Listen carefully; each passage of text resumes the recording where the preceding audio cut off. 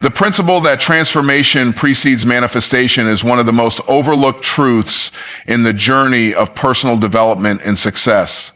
People often believe that if they just want something badly enough, the universe will somehow respond and deliver it. But the reality is much more demanding and far more empowering. The universe, God, or however you define the source of all things, doesn't give you what you want. It gives you what you are. That means if you want to attract something better into your life, you must become someone better. Not by faking, not by pretending, but by transforming at the core of who you are. Think about a magnet. A magnet doesn't attract things based on what it wants. It attracts based on what it is. Its very nature draws certain things to it. You can walk around desiring success, wealth, health, strong relationships, spiritual peace. But if your internal identity is still rooted in fear, scarcity, anxiety, procrastination, or bitterness, then those desires will always stay one step ahead of you because you're not aligned with what you're asking for. You can't attract a life of excellence with a mindset of mediocrity. This is why some people seem to always have good things happening to them, while others keep facing the same cycles. It's not luck, it's identity, it's who they become. Because when you shift who you are, the world around you shifts in response. When you raise your standard of thinking, your environment begins to adjust to match that standard. That's why people who work on their character, mindset, and spirit often find that doors start opening that used to stay shut. Opportunities come not because the world changed, but because they changed. Desire alone is weak without the discipline to back it up. You can say you want to be wealthy, but if you're not financially disciplined, if you don't study wealth principles, if you don't invest in personal growth, then what you truly are is someone who wants money, but operates in a poor mindset. And a poor mindset will always sabotage the blessing, even if by chance you receive it. The moment you begin to become the kind of person who is organized, responsible, resourceful, and generous, you start attracting resources that match that frequency. You see, the world doesn't give you what you dream about, it gives you what you demonstrate. It's not about waiting for the breakthrough. It's about becoming the breakthrough. That's why transformation is the prerequisite to manifestation. When you change internally, the external must follow. But the change must be real. It can't be fake confidence. It can't be shallow talk. The universe, just like God, isn't fooled by words. It responds to intention, energy, and consistent action. Most people are stuck not because of a lack of desire, but because of a lack of identity alignment. They want a king-size life with a minimum wage mindset. They want relationships that are healthy, but they're still carrying unresolved trauma and selfish communication patterns. They want influence and impact, but they've never disciplined themselves to wake up early, stay committed, or live with integrity. Wanting more without becoming more is like planting apple seeds and expecting oranges to grow. The law of sowing and reaping still applies. There's a reason why the Bible says, be transformed by the renewing of your mind. Your mind must shift before your world does. You must see yourself as someone worthy, valuable, capable, and powerful before your results confirm it. You can't wait for evidence to believe. You must believe until there is evidence. That's what separates the successful from the stuck. Successful people don't just work harder, they become better. And that's the power of attraction. Not wishful thinking, but transformational being.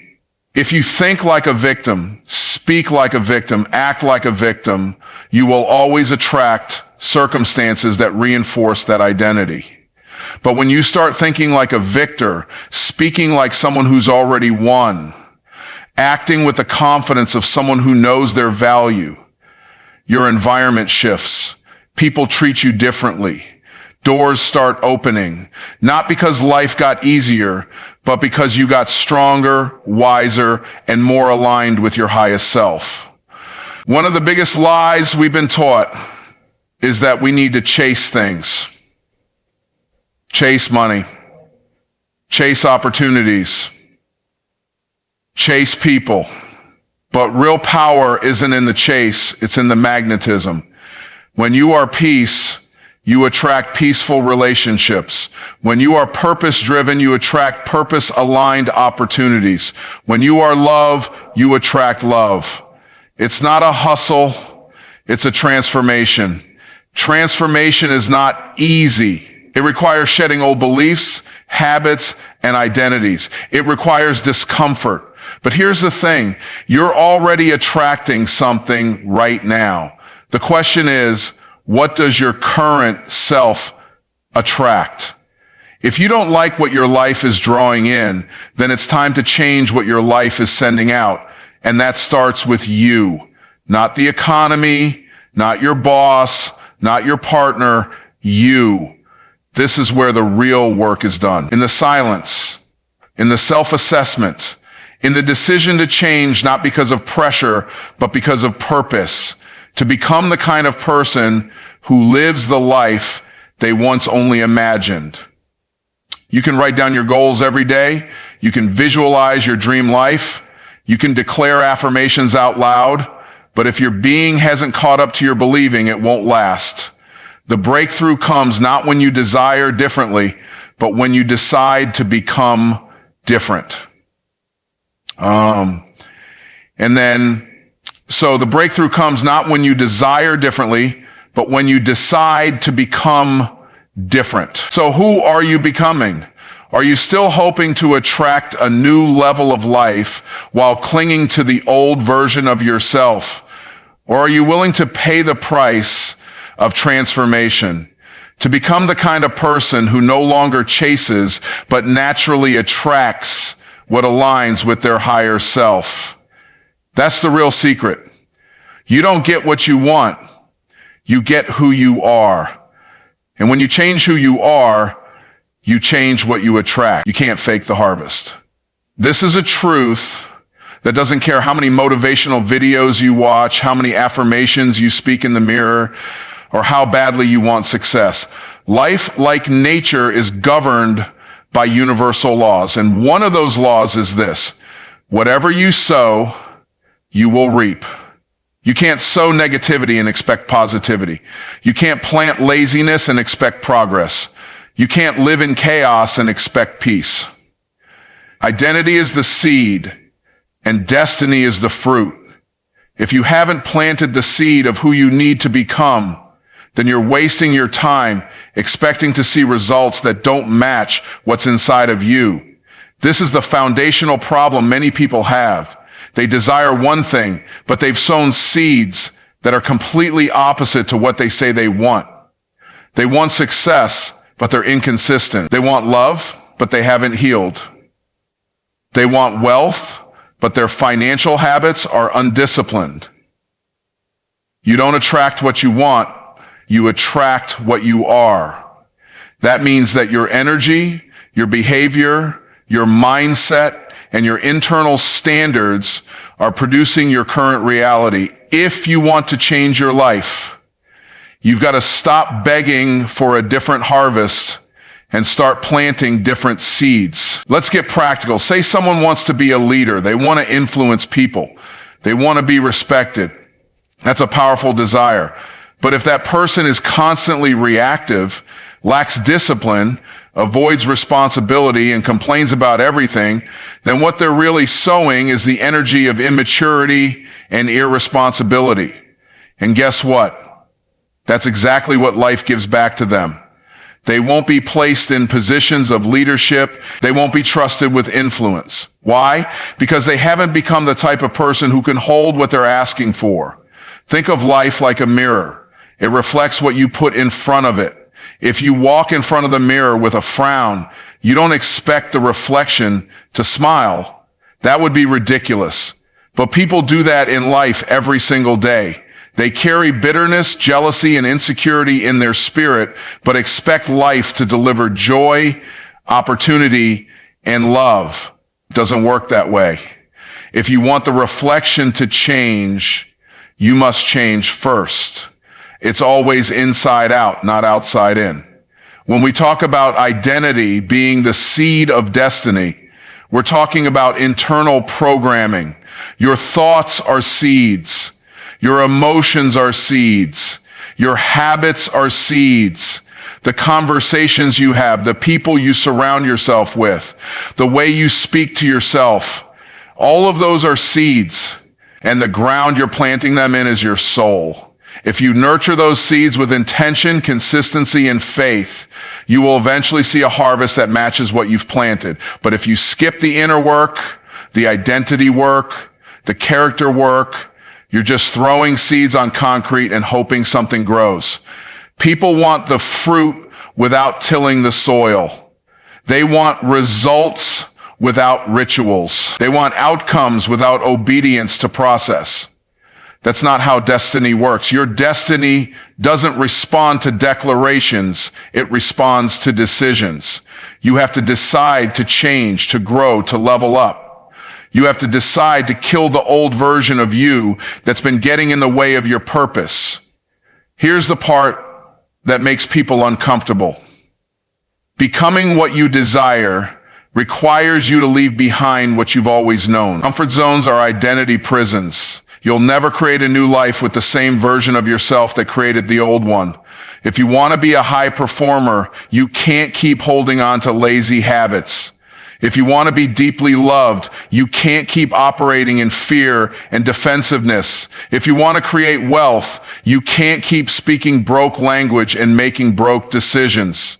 You must evolve into the person your vision demands. A lot of people say, well, just being real. This is just who I am. But the truth is, who you are is not a fixed point. It's a choice. Identity is flexible. You can shift. You can grow. You can become. But it starts with accepting the fact that you can't attract a harvest from a seed you never planted. That means if you want to attract peace, you've got to plant peace in your mind every morning. If you want to attract opportunity, you've got to become valuable. If you want to attract meaningful relationships, you've got to become emotionally available and self-aware. You can't blame the soil when you never took time to sow the right seed. And you can't get mad at the harvest when the seed was faulty to begin with. The moment you understand that your life is always producing fruit that reflects your inner state, you stop complaining and start cultivating. That's what maturity looks like. That's what success requires. It's the realization that external circumstances may be out of your control, but your inner world, your identity, is yours to build, shape, and refine every single day. The most successful people in the world didn't just dream bigger. They became disciplined, solution-oriented, resilient, optimistic, and focused. They didn't just want success. They became the kind of people who naturally attract it. They did the inner work. And because of that, the world responded. They didn't try to manipulate the outcomes. They transformed the inputs. And transformation always leads to manifestation when it's authentic and consistent. There's nothing magical about this process, but it is spiritual. You have to align your energy, your thoughts, and your behavior with what you say you want. You have to live in congruence. If your words say millionaire, but your habits say minimum wage, you're living in conflict. And life responds to alignment, not contradiction. When your thoughts, beliefs, and actions all say the same thing, that is when you start attracting new outcomes.